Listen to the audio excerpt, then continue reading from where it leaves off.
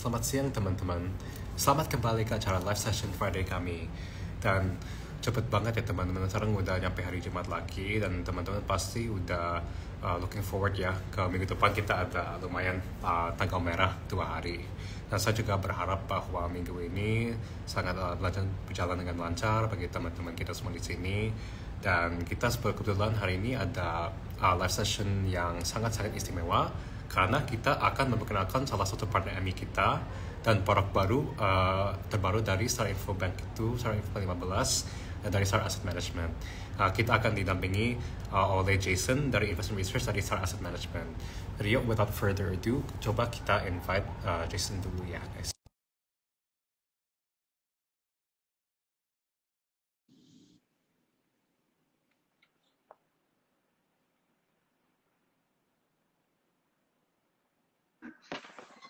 Hi, Jason. Hai, halo. Hi, how are you? Udah aman kah Good. suaranya, everything? Iya, kedengaran. Asik. So, hope your week has been good, bro. Kita coba mulai aja ya sesi kita langsung. Oke, boleh. Nggak kita tunggu orang dulu atau gimana? Mungkin boleh aja, mulai aja dari mereka bisa join in, bisa tanya-tanya gitu aja. So, maybe first things off bisa kita mulai aja. Mungkin bisa jelasin dulu, Star Asset Management itu perusahaan apa ya? Oke, selamat sore teman-teman semua. Thank you ya udah join di live kita. Saya perkenalkan, saya Jason dari Star Asset Management. Jadi Star Asset Management itu adalah salah satu MI atau manajer investasi yang bekerja sama dengan Saya Kaya. Jadi kalau Saya Kaya itu adalah platform untuk menjualnya, Star AM itu adalah MI-nya atau manajer investasi. Jadi Star Asset Management itu adalah anak perusahaan dari Aldira Cita Sekuritas. Kita memiliki izin usaha sebagai manajer investasi dari 2004 dan jadi kemarin itu Mei kita udah berulang tahun ke 20. Dan produk dari Star Asset Management itu adalah berupa reksadana, itu berupa reksadana saham, reksadana campuran, pendapatan tetap, pasar uang, dan juga ada reksadana terproteksi. Dan saya sendiri itu adalah analis di Star Asset Management. Keren. Thank you so much, Jason sudah menjelaskan. Mungkin sekarang kita bisa mulai introduce dan membahas salah satu produk terbaru Star Asset Management, yaitu Star Info Bank 15 ya. Jadi kita di Saya Kaya punya produk baru itu, dan mungkin Mas Jason juga bisa menjelaskan sebenarnya Star Info Bank 15 ini reksadana apa ya? Oke, jadi Star Info Bank 15 ya. Nah, itu nama produk yang kita mau fokusin hari ini. Jadi Star Info Bank 15 itu merupakan reksadana indeks di mana kita ini mengacu pada indeks Infobank 15. Nah, sesuai namanya, Infobank 15 itu fokusnya ada di bank ya. Dan isinya itu adalah 15 saham-saham perbankan. Saham perbankan yang dimasukkan ke sini itu yang ada di dalam reksadana indeks Star Infobank 15 itu juga ada di dalam benchmarknya yaitu Infobank 15. Dan produk ini sudah diluncurkan dari bulan Juli tahun lalu. Kasih. Kenapa alokasinya bank semua? Untuk yang pertama memang karena kita adalah indexing, jadi Infobank itu memang adalah fokusnya dari banks. Dan kenapa bank semua?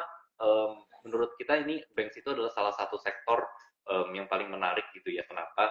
Karena kalau misalkan kita percaya bahwa ekonomi akan tumbuh, penopang dari pertumbuhan itu pasti adalah banks gitu ya. Karena dia akan banks itu memberikan pinjaman di mana pinjaman ini digunakan sebagai multiplier effect gitu istilahnya.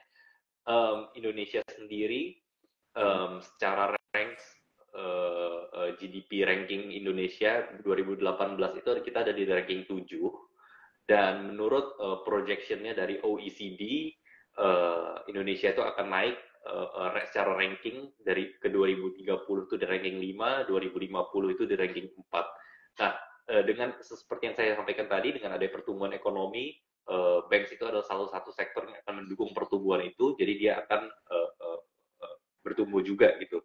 Dan dari sisi aturan, dari sisi OJK-nya itu, dia memiliki aturan bahwa 70% dari kredit yang diberikan oleh perbankan 70%-nya itu harus disalurkan kepada ekonomi produktif gitu ya, seperti working capital dan juga investment. Um, jadi itu dari situ. Dan yang alasan selanjutnya adalah kalau kita lihat historically performance 10 tahun ke belakang ya. Pertumbuhan harga dari Infobank 15 itu ada di 10,3%. Ini lebih dari 2 kali lipat dari pertumbuhan IHSG itu 4,1%. Nah, selain itu juga kalau tadi kita lihat dari sisi harga, kenaikan capital yang bisa kita dapatkan dari produk ini tidak hanya dari kenaikan harga, tapi juga dari dividennya.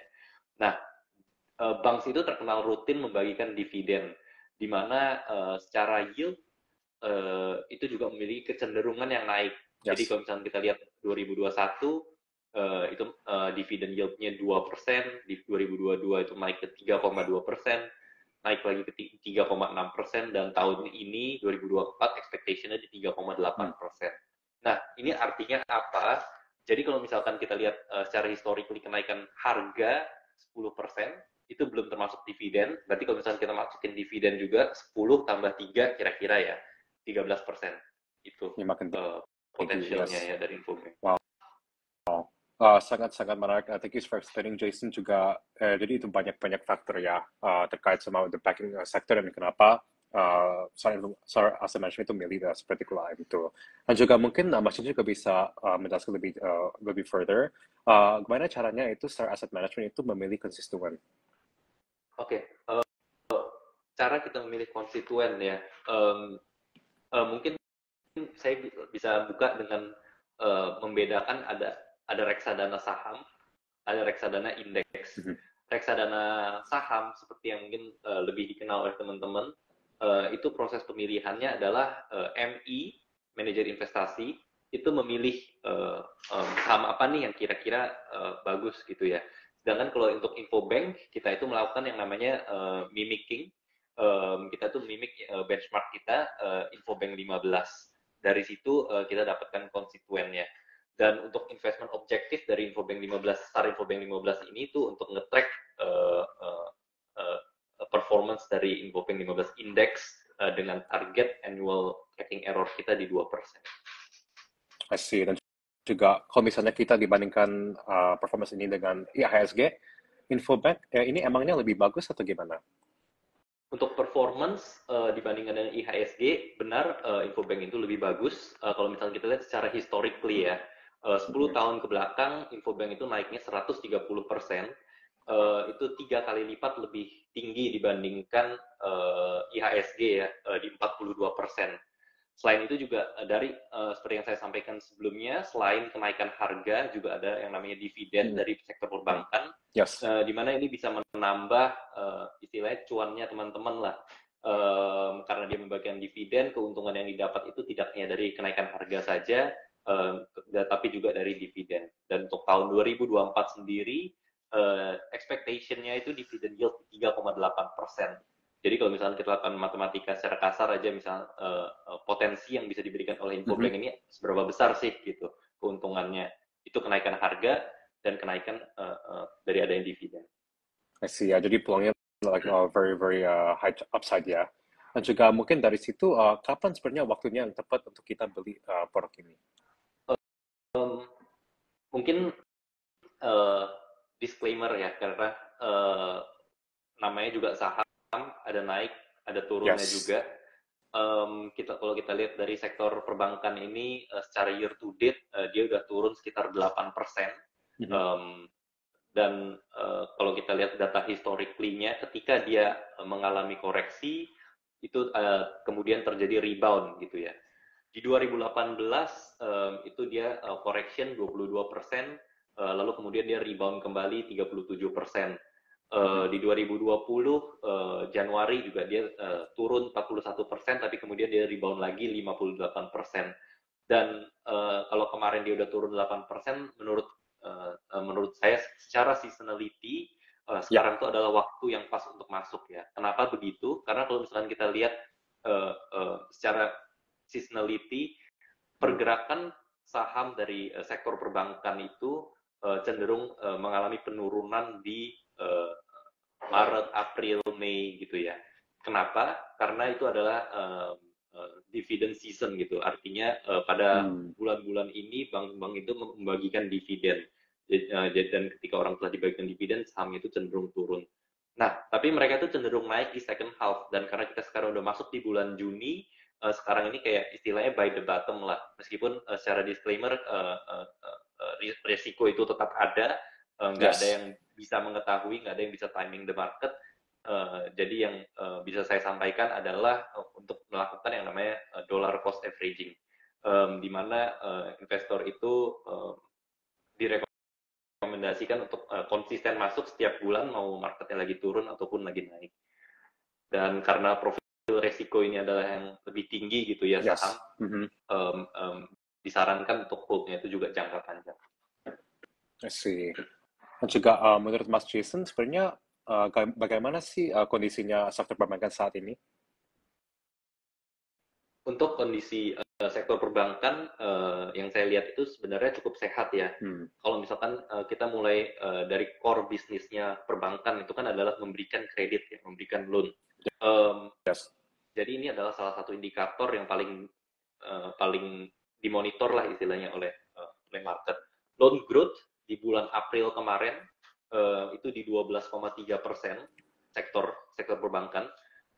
Untuk memberikan gambaran ini 12,3 itu bagus atau enggak sih gitu. Target dari Bank Indonesia itu tahun 2024 tuh di 10 sampai 12%. Artinya 12,3 itu melampaui ekspektasi Bank Indonesia gitu ya so far. Yes. Itu yang pertama. Dari sisi pemberian penyaluran kredit, bank-bank ini masih sangat sehat.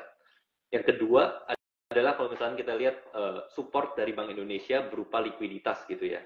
Di mana Bank Indonesia pada bulan April lalu itu memberikan kelonggaran dari sisi RRR, itu adalah Reserve Requirement Ratio untuk banks. Dengan adanya kelonggaran ini diharapkan itu dapat memberikan likuiditas lebih banyak kepada sektor perbankan. Kenapa likuiditas ini penting? Karena kalau misalnya kita lihat cara bank itu bekerja, dia akan memerlukan dana untuk dapat memberikan loan gitu ya. Yes. Dana ini perlu ada dulu, dan ini ada yang diberikan oleh BI gitu ya, kelonggaran. Dan selanjutnya juga kita melihat dengan adanya potensial rate cut oleh the Fed di bulan September. Kalau misalnya kita konsensus sekarang melihat Fed akan cutnya di bulan September, dan expectation-nya adalah Bank Indonesia ketika Fed itu sudah turun, Bank Indonesia itu akan ikut menurunkan gitu ya. Kalau misalkan dari ekonominya US sendiri, tren inflasinya udah menurun, dan juga GDP di first Q kemarin itu di revise down, di mana ini menunjukkan adanya pelemahan dari purchasing power US gitu. Dan faktor-faktor ini itu hanya itu mensupport narasi pemotongan suku bunga oleh The Fed. Dari Indonesia sendiri, inflation kita juga masih terkendali. Inflation di bulan Mei itu di 2,8, dan 2,8 ini adalah angka yang bagus karena ini masih di dalam targetnya BI. Targetnya BI itu di 1,5 sampai 3,5 inflation. Jadi inflasi Indonesia juga terkendali. Thank you so much sudah menjelaskannya, Jason terkait ini. Dan juga teman-teman kebetulan kita bisa udah mulai beli produk Start Infoback 15 di rencana saya kaya ya di aplikasi kita. Dan juga teman-teman ini sebenarnya bisa mulai investasi dengan minimal Rp100.000. Dan kalau pakai promo syarat cuan, kalian juga bisa dapat bonus dana sebesar Rp100.000. Jadi teman-teman jangan ketinggalan ya, mulai investasi sekarang di produk Start Infoback 15. Nah juga dari situ, maybe for other questions, mungkin menurut Mas Jason ini, untuk para investor sebenarnya cocok ya, gimana mereka cocok untuk siapa aja untuk investasi di Start Infoback 15 untuk diinvestasikan dengan risk profile dan jangka waktu kira-kira berapa lama ya? Oke. Untuk Start Infoback 15 ini sendiri, itu adalah produk yang cocok untuk investor dengan memiliki time horizon atau investasi jangka panjang gitu ya, dan memiliki profil risiko yang tinggi juga. Tapi untuk teman-teman pengen coba-coba gitu ya, bisa menginvestasikan di porsi yang tidak terlalu besar untuk ke Star Infobank 15 ini gitu. Dan saran dari saya adalah karena saham itu tidak bisa ditebak kapan naik, kapan turun, jangan mencoba untuk timing the market, tapi yang dilakukan adalah dollar cost averaging. Artinya adalah konsisten, rutin untuk menginvestasikan produk ini gitu ya. Mungkin dari kawan-kawan ada pertanyaan, silakan ya, bisa tulis di kolom chat. Ya juga mungkin kalau sambil kita nunggu di chat dari teman-teman, mungkin juga dari Mas Jason, mungkin ada pesan terakhir atau advice mungkin untuk teman-teman kita yang mungkin pengen mulai investasi, tapi mungkin mereka harus mulai dengan langkah apa gitu. Mungkin dalam berinvestasi, teman-teman tuh penting untuk mengetahui yang namanya risk profile gitu ya, dan tujuan investasi. Karena dua hal ini tuh menentukan produk investasi yang sesuai untuk kalian gitu.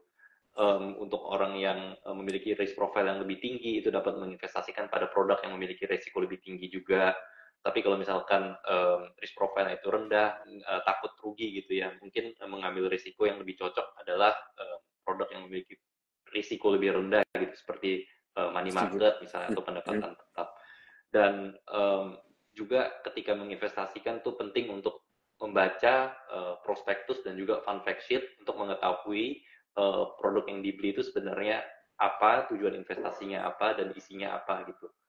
Mungkin itu sih. Dan kalau mungkin Mas Dominic bisa memberikan informasi tadi mengenai promo di Saya Kaya gitu untuk teman-teman investor. Iya, jadi teman-teman kita seperti sekali lagi ya. Jadi teman-teman sekarang udah bisa mulai beli produk Star Infobank 15 di aplikasi Saya Kaya kita.